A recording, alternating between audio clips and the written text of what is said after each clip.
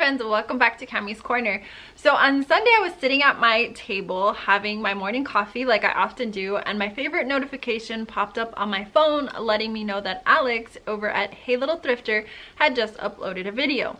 Of course, I get excited regardless of what the content or material at hand is, but I got extra super excited when I saw the title and started to watch the video. Alex has some amazing ideas. If you have no idea who I'm talking about or you're not following her yourself, she is an incredible horror tuber here within the community, a huge advocate for ladies of horror fiction and vintage horror titles. So this video was perfection for her.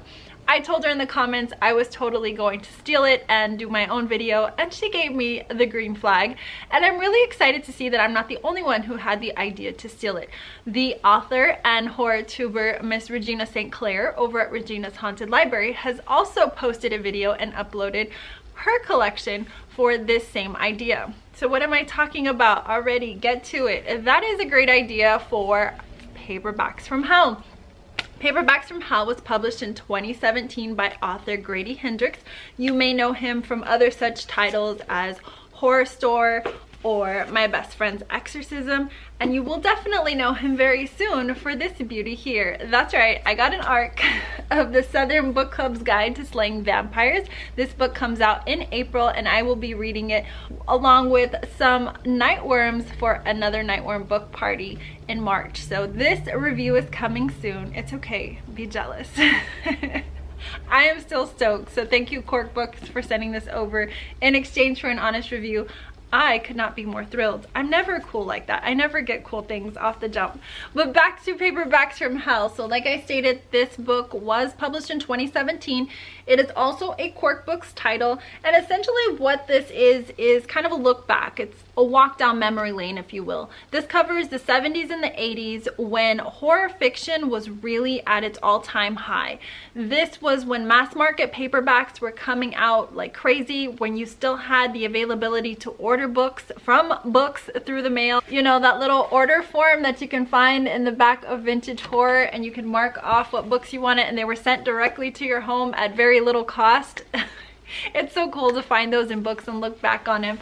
But this essentially will give us kind of that not only look back, but it really does tell a history of where horror started, what influenced what, whom influenced who, and kind of it's a nod, it's a respect between authors and illustrators, and it's a really cool idea and concept that both Grady Hendrix and Will Erickson, who is a contributor of this book, put together, and just their personal love of vintage horror and overall the horror genre, and using their contributions and those that they admire and kind of just putting it all in an encompassing guide that we can reference and look back on. Now, of course, this doesn't list every title that was ever written, but these are some major influences for authors that are very well known but are also well respected. These are the pioneers of horror that essentially paved the way for a lot of the authors that we are reading today.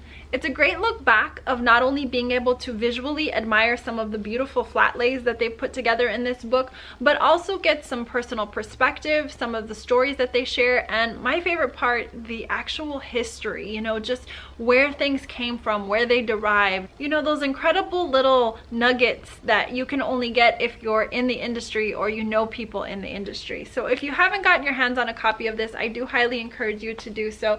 It's absolutely stunning and so well put together. So essentially what Alex did is she dove into this book and she pulled out all of the titles that she currently owns that are presented in Paperbacks from Hell. So I am going to follow suit and do the same thing. I, however, will take you chapter by chapter and share with you my Paperbacks from Hell. So again, these titles are going to be either featured and or discussed, and our first chapter is titled Hail Satan.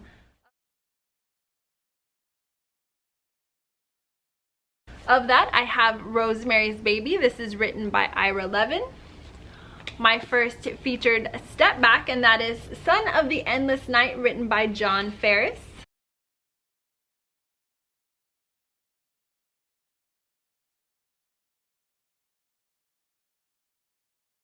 the author of The Exorcist, and that is William Peter Blatty. This is also a step back, and this is Legion. Probably one of my favorite step backs, actually.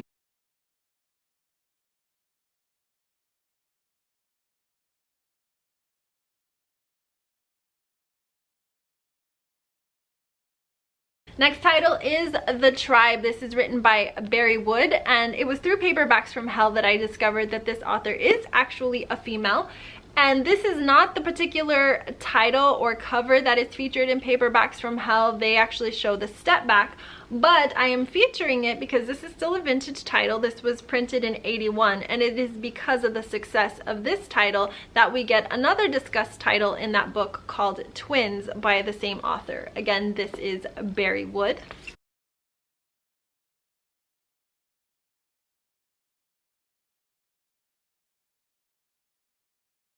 The final title from chapter 1 is The Keep, and this is written by F. Paul Wilson. Also a couple of similar covers that were printed by the same author called The Tomb as well as The Touch, and they all feature some kind of building in the same shape.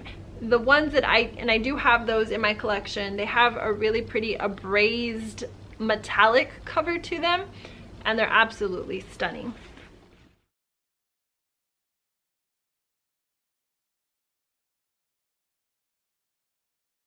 In chapter 2, we find ourselves studying some creepy kids, and featured there I have Lord of the Flies. This is written by William Golding. Happens to be one of my all-time favorite novels. Also Damien Omen II. Omen IV, Armageddon 2000. Probably my most cherished book simply because of the story that goes behind it, and that is Let's Go Play at the Atoms by Mendel W. Johnson.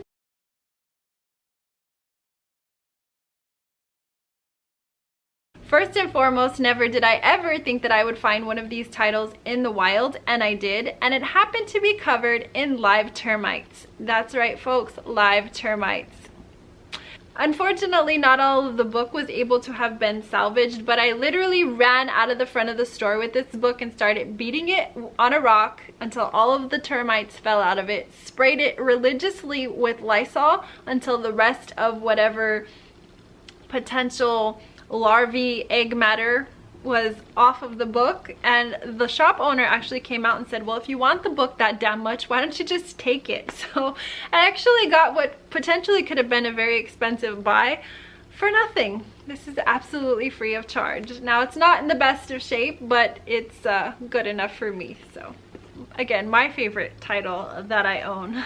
Such nice people, and this one wasn't even intentional. I literally picked this up in that same bookshop that I'm talking about, completely different day, and looked at the photo of the family on the mantle and said, oh, they do look like such nice people, and just put it in my cart.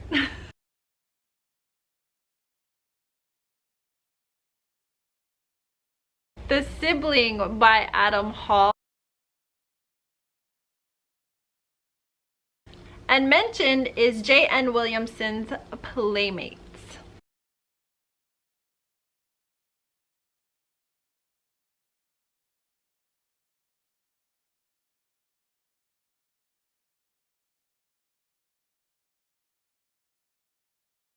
Chapter 3, When Animals Attack. I have Jaws 2. I do not have the original, but the vintage Jaws 2 is just as cool, so I thought I would show you here.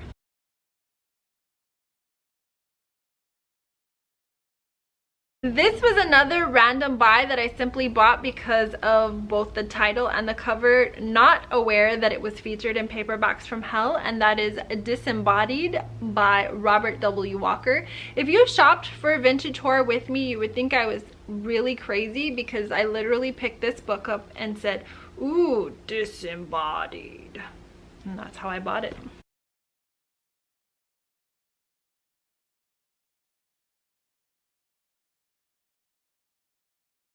The Nest by Gregory A. Douglas. And this is one of the first titles that was actually republished by Valancourt Books. So there are quite a few of these that you will start to see. And I know that Will Erickson also has a hand in that reproduction as well.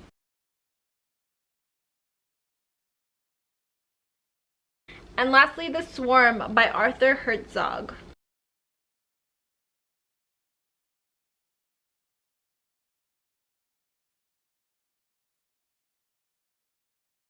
Now this is not the original cover. This was actually the movie tie-in for the production by Irwin Allen, and so you have the cast of the movie on the back of this book.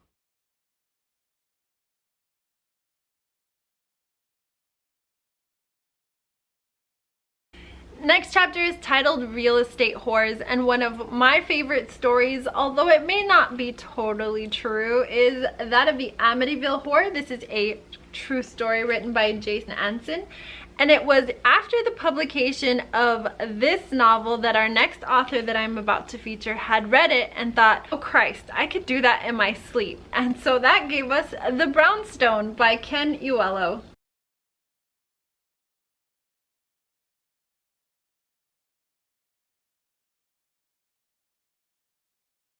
And this is also a step back.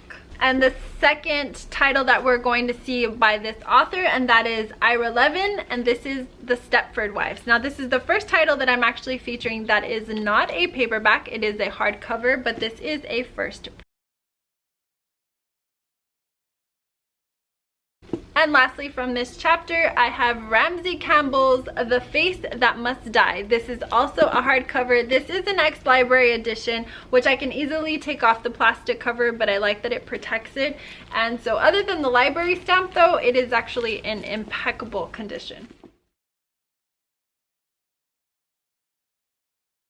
Chapter 5, I don't have a whole lot to offer you. Our title is Weird Science, and the only title I possess from that is The Hacker by Chet Day. This again was not an intentional buy. I just walked by and thought, hey, that is a really cool cover. You have a regular guy that kind of just transforms into a werewolf, so I thought that was pretty cool.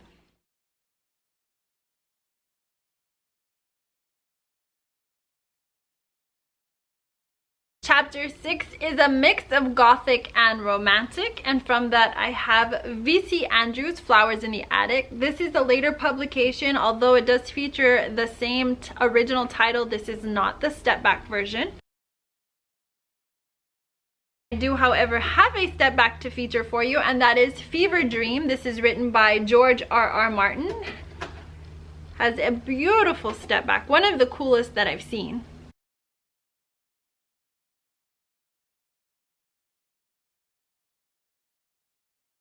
And a book that I have come to find is highly sought after, and that is The Elementals. This is written by Michael McDowell.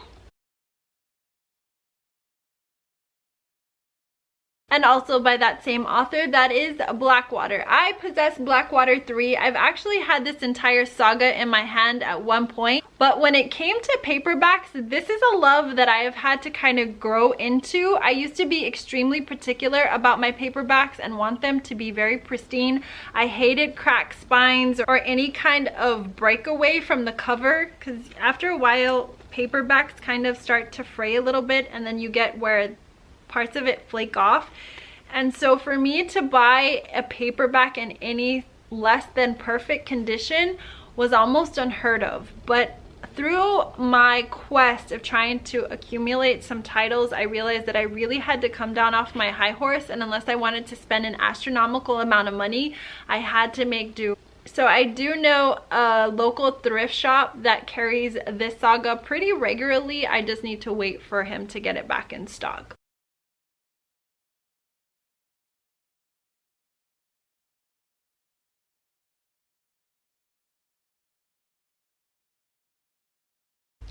Chapter 7 is entitled Inhumanoids. The first title I have out of that chapter is Walkers. This is written by Graham Masterson.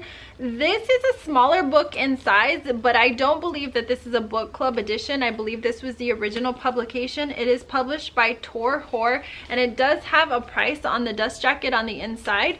So I'm pretty much thinking this was the real deal. It was just published in a smaller format. This is a beautiful cover. I actually picked that up last year for a readathon that I did with Books in the Freezer. Shadows 4, this is written by Charles L. Grant. This is actually a collection of short stories in a series of, I believe there is a total of 9. I have only seen Shadows 4 out in the wild, but I always keep a lookout because these covers are absolutely amazing. And by that same author, I also have Midnight.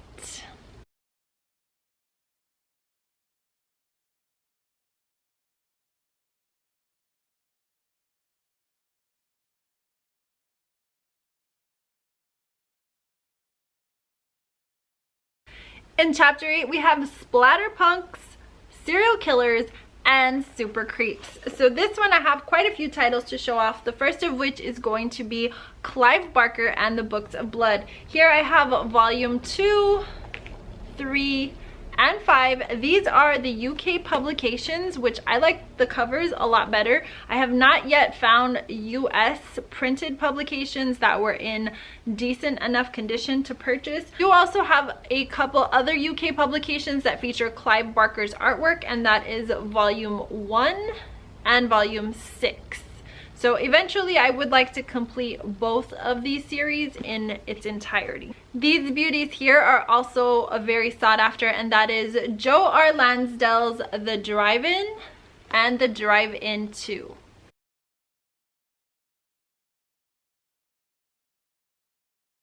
I love these covers. This again is one of those that I just purchased in the wild, not knowing it was featured in this book, and that is The Shoemaker, which does have a step back cover.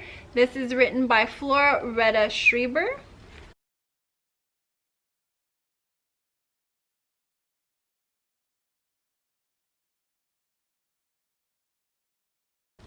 This next title is definitely a sought after title, and every time I showcase it, someone will tell me how incredibly lucky I am to own it, and don't I know it. This is something that I was actually searching for in my quest for harrowing horror, which is why I collected most of these titles to begin with. And when I purchased it, this is definite proof that you can find these in the wild and not have to spend a fortune. I found this book on the shelf for 75 cents, and that is The Cipher by Kathy Koja. This is a step back cover.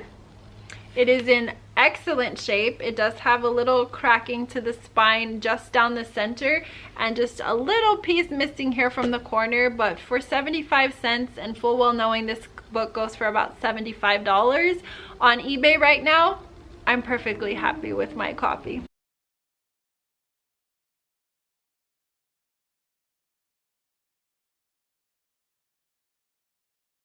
I also have from the author of Psycho, that of Robert Bloch, and that is Psycho 2, which is a step back cover.